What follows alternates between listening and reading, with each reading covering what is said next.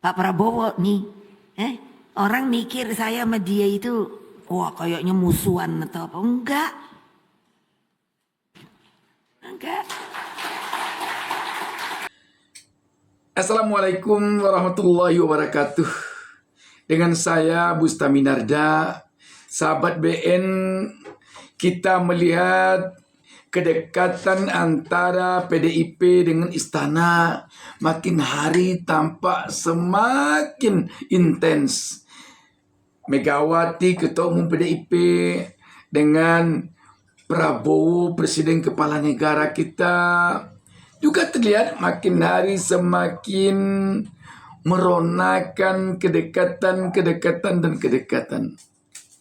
Namun yang ingin kita sampaikan di sini, sahabat BN, apabila PDIP nanti telah bergabung dengan pemerintah, telah berteduh di bawah atap istana, telah merasakan sejuknya AC di lingkungan kekuasaan, tentu saja tidak ada lagi partai di Senayan sana yang benar-benar partai berpihak kepada rakyat dalam artian menjadi oposisinya pemerintah.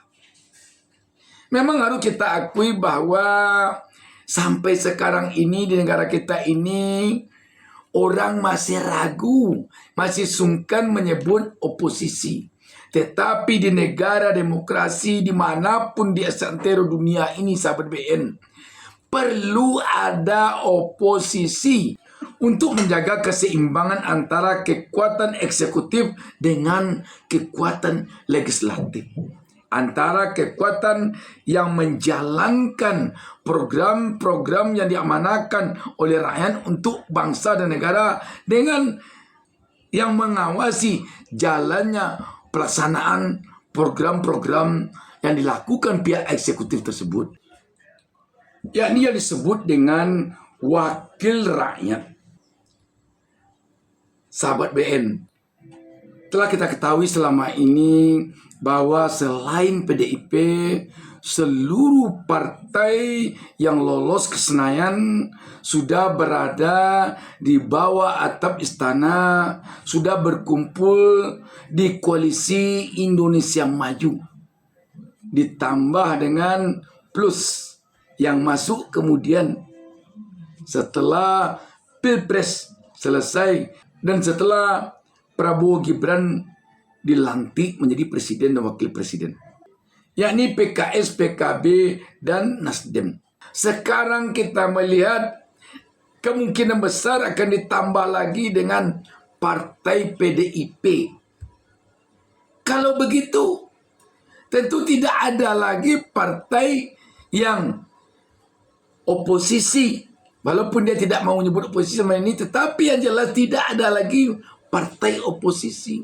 Tidak ada lagi partai yang terang-terangan mau berada di pihak rakyat dan berhadap-hadapan dengan penguasa, dengan pemerintah. Tidak ada lagi. Karena itu sahabat BN, jika memang seluruh partai nanti telah full berteduh di bawah atap istana, maka mau tidak mau, suka tidak suka, kita rakyatlah lagi yang harus tampil menjadi oposisi, memperjuangkan nasib kita rakyat. Sebab apa yang misalnya kita harapkan kepada DPR yang ada di Senayan sana? Apa? Misalkan saja ada kembali pagar laut yang tidak tahu siapa yang memiliki pagar itu. Untuk apa gunanya baginya? Dari mana modalnya?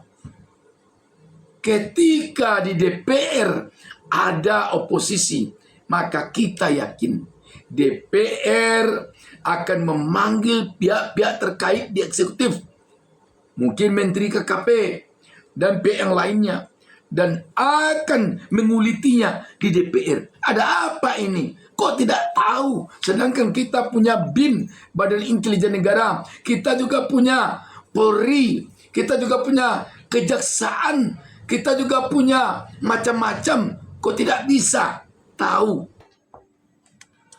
Kalau ada yang oposisi di DPR, dia akan ngelantang bisa mengatakan kami yang mewakili rakyat tidak akan tinggal diam dengan tidak adanya ditemukan sampai sekarang oleh eksekutif siapa pemilik pagar itu, apa maksudnya membuat pagar itu. Akan bicara begitu. Itu kalau ada oposisi. Tetapi kalau oposisi sudah tidak ada lagi, paling-paling hanya yang disampaikannya pada rakyat. Setelah kami panggil dan setelah kami berbincang di ruang tertutup, karena rapatnya sangat prinsipil, maka kami rapat atau pertemuan kami dengan pihak eksekutif terpaksa tertutup. Setelah kami bicarakan, maka kami sudah sependapat dengan eksekutif. Tidak ada di sini yang keliru, tidak ada. Semuanya memang sudah sesuai ketentuan. Lantas DPR akan membuat setumpu alasan. Ini alasan untuk memperkuat apa yang disampaikannya itu demi meyakinkan rakyat. Itu yang akan terjadi kalau oposisi sudah tidak ada lagi di DPR. Ada juga yang mengatakan kami walaupun berada di koalisi kekuasaan, tapi kami akan tetap kritis. Kritis macam apa? Apakah berani partai yang berada di dalam koalisi Indonesia Maju mengkritik habisan presiden? Kita kurang percaya. Kurang percaya. Paling yang akan terjadi kalau ada anggota DPR yang sedikit kritis, pinggulnya akan dicolek oleh teman di sebelah duduknya sambil membisikkan, hati-hati, kita kan satu koalisi. Kalau masih juga keras, nanti bisa jadi ketua fraksi yang kami ingatkan. Kalau masih keras juga, bisa jadi nanti ketua umum partai yang akan mem-PAW-nya. Dengan alasan tidak sejalan dengan garis partai. Kalau itu sudah terjadi, maka tamatlah riwayatnya. Bisa saja terjadi itu. Jadi sahabat BN, kalau semua partai sudah berada di koalisi kekuasaan, maka bahasa-bahasa yang akan keluar untuk menenangkan hati rakyat dari DPR paling hanya mengatakan ketika rakyat mendesak DPR untuk bersikap kritis kepada eksekutif, paling hanya dia mengatakan, sepanjang kita lihat dia benar, mengapa kita harus mengkritiknya? Sepanjang apa yang dilakukannya sudah pro kepada rakyat, untuk apa kita harus menyalahkannya? Tidak masanya lagi saling menyalahkan. Itulah bahasa-bahasa antara lain yang akan keluar lagi dari Senayan sana kalau seluruh partai telah berada di dalam koalisi pemerintah nanti. Dan itu adalah bahasa politis semuanya untuk membenarkan apa yang dia lakukan. Karena itu sahabat BN, sekali lagi, jika nanti PDIP telah bergabung dengan istana secara resmi, berarti tidak ada lagi partai di Republik ini yang berada di luar pemerintah. Karena itu, kita rakyat harus lagi berada di luar pemerintah. Bisa saja nanti para wartawan atau jurnalis media mainstream, mungkin rakyat yang tergabung di dalam komunitas media sosial seperti yang berada pada posisi YouTuber, demikian juga dengan yang aktif di TikTok, yang aktif di WA group, di Facebook, Instagram, X, dan yang lainnya. Mungkin rakyat yang tergabung di dalam kelompok akademisi, para pakar, mungkin rakyat yang tergabung di dalam LSM dan lain sebagainya yang tidak berada pada kelompok pemerintah. Sebab bagaimanapun sahabat BN, kita perlu memperjuangkan nasib kita. Kita tidak ingin nanti mendapat pembenaran pemerintah kalau dia melakukan impor dan karena impor itu harga beras naik.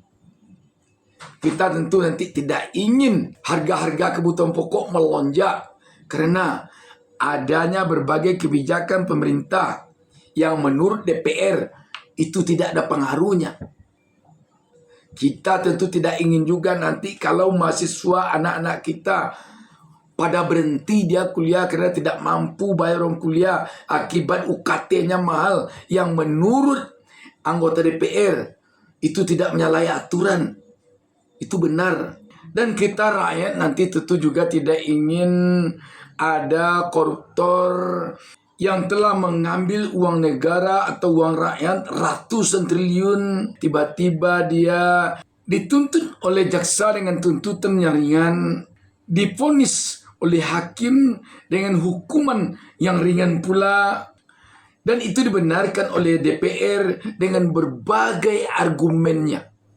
Sahabat BN, sekali lagi, kita rakyat harus dari sekarang bersiap-siap menjadi oposisi ketika nanti kita tidak bisa berharap kepada wakil kita di DPR memperjuangkan nasib kita sebagai oposisi yang benar-benar dia kritis kepada pemerintah demi memperjuangkan nasib rakyat yang diwakilinya. Demikian sahabat BN, wassalamualaikum warahmatullahi wabarakatuh.